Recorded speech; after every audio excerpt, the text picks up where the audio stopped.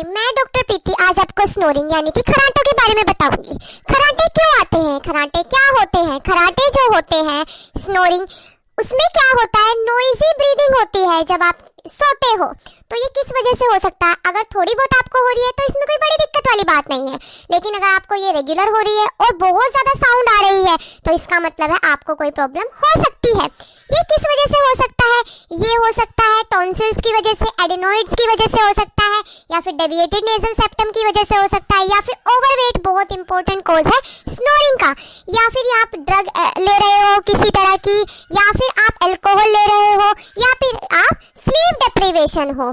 तो हमें ट्रीटमेंट कैसे करना है? अगर आपको कोई भी इनमें से प्रॉब्लम है तो आपको सबसे पहले प्रॉब्लम का सॉल्यूशन करना है। जैसे कि अगर आपको टॉन्सिल्स है तो उन्हें ट्रीट करने हैं, एडिनोइड्स है तो उन्हें ट्रीट करने हैं, आपको अपना वेट लूज करना है, अल्कोहल कंजम्पशन नहीं करना है, ड्रग यूज नहीं करने हैं।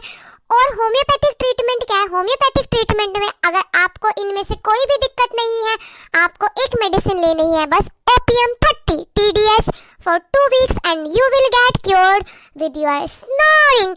Thank you.